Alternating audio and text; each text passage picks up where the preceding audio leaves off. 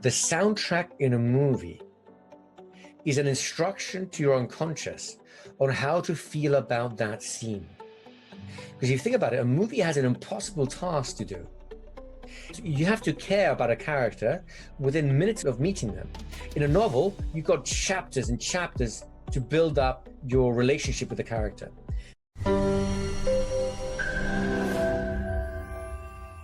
Okay, so how are we going to amplify the soothing signal?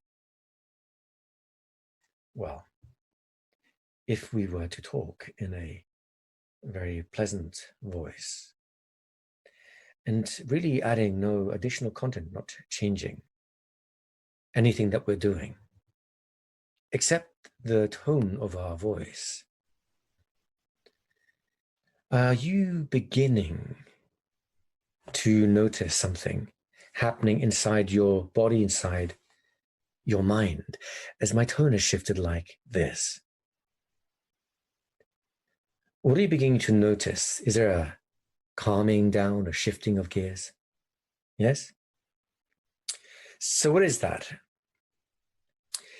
Let me introduce you to the concept of unconscious framing. Has anyone here ever watched a movie? Nobody?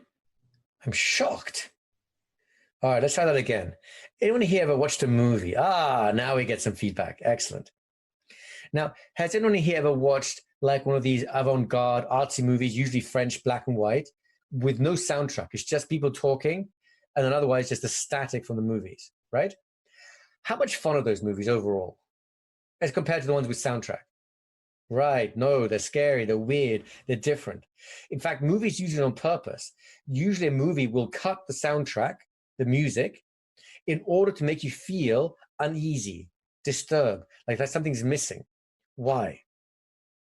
The soundtrack in a movie is an instruction to your unconscious on how to feel about that scene.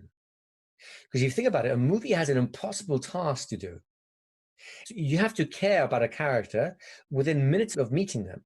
In a novel, you've got chapters and chapters to build up your relationship with the character. But in movies, you have minutes to do this. And in order for it to work, the score of the movie, the music of the movie, is sending you unconscious information on how to feel about each scene. Does that idea make sense to everyone? Yes? Now, you know music is powerful like that because we're addicted to music. We buy music, especially in a certain genre, because it reinforces that style of emotion in us. Some people like angry music because they have a lot of anger they need to get out, right? Some people like angry music more because they feel motivated, like they're made to work out, right? Others like quiet music. Some people like sorrowful music. Other people like love songs. The point is, each different style of music is evoking a palette of emotions in us.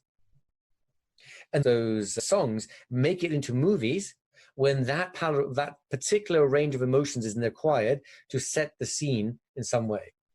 So how would you like to be able to create your own musical soundtrack inside of a conversation that is completely invisible to the conscious mind, but the unconscious mind really responds to? Wouldn't that be something, guys? If you found this insightful, make sure to subscribe for more fascinating discussions on the power of the mind and hypnosis.